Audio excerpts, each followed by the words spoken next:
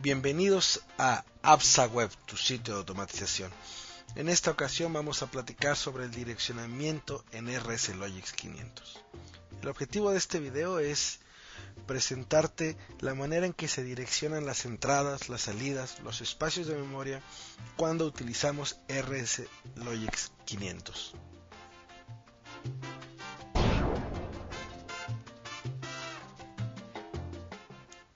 Este video, para entenderlo, es recomendable tener conocimiento de diagrama escalera, las funciones básicas de timers y contadores y el funcionamiento básico de RSLogix 500. Hemos hablado ya en otros episodios sobre lo que es el ciclo de programa. Y este se da en el primer paso: se adquieren los datos de campo, se pasan a las tarjetas de entrada, las cuales convierten a ceros y unos la información y lo mandan a los espacios de memoria para que de ahí se vaya a la lógica que hemos programado en el diagrama escalera, y los resultados de esta ejecución se almacenen nuevamente en un espacio de memoria, el cual sea enviado a las tarjetas de salidas, de tal manera que finalmente podamos actuar sobre los elementos de campo, como puedan ser bombas, motores, etc. Pero ¿qué son estos espacios de memoria? En los PLCs tenemos espacios de memoria que son archivos de datos, archivos de funciones y archivos de programa. En esta ocasión vamos a platicar básicamente los archivos de datos, que es donde se almacena la información de números de enteros, archivos de control y todos los datos que se van necesitando durante la ejecución de nuestro programa, como puede ser la información del timer, la información de las entradas, de las salidas. Por ejemplo, el archivo 0 o el dato 0 son los archivos de salidas, es decir, las tarjetas de salida que tengamos van a ser asociadas por medio de este archivo, donde la nomenclatura tendría que ser O de output, 0 del número de archivo, que siempre las salidas estarán en el 0, 2 puntos, la palabra que va a depender, la palabra será el número de la tarjeta que queramos utilizar y el bit será el número del canal que queremos utilizar o del pin que queremos utilizar. De igual manera, los archivos de entrada estarán en el archivo número 1 y la nomenclatura sería I de input, número de archivo 1, que por default siempre será el 1, 2 puntos y el número de palabra, que aquí nuevamente la palabra es la tarjeta que queremos utilizar, y el número de entrada será el bit o el pin en el que queremos utilizar. Sin embargo, esos son espacios físicos, pero también existen espacios de memoria. A veces necesitamos tener alguna bandera para indicar el estado de alguna cosa, o necesitamos almacenar cierta información o ciertos bits, y para ello existe el archivo número 3. La nomenclatura es B3, 2 puntos, la palabra, y debemos saber que dependiendo del PLC, pero típicamente podremos tener hasta 256 palabras, y hemos dicho que cada palabra contiene 16 bits. Podemos imaginar el archivo 3 como una hoja de Excel donde cada fila representa una palabra y cada columna representa uno de los bits de esa palabra. Existen el archivo 4 y el 5 para temporizadores y para contadores.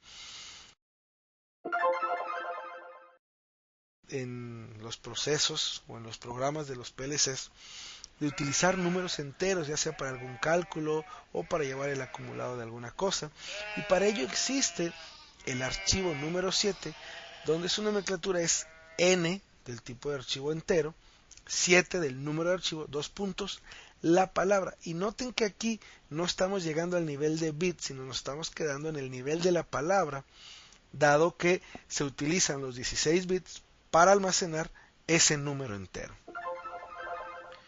Vamos a ver cómo sería ahora un pequeño diagrama escalera, ya vinculando nuestro botón de arranque y paro con las entradas y el foco para indicar cuando se active en la tarjeta de salida.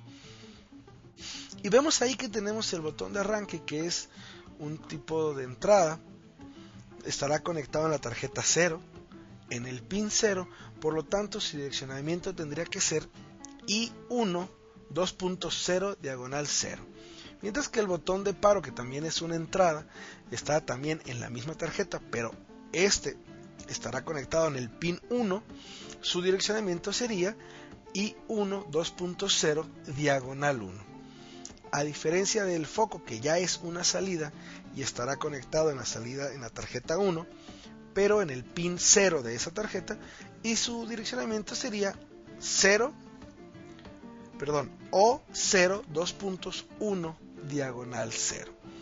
Y se dan cuenta, es como lo tenemos en nuestro diagrama escalera. Bien.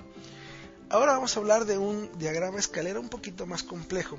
Y este proyecto o este pequeño programa lo que hace es, cuando presionamos el botón de inicio, se enciende una torreta y va a mantenerse encendida durante 10 segundos y después se va a apagar. Vamos a ver cómo lo hacemos.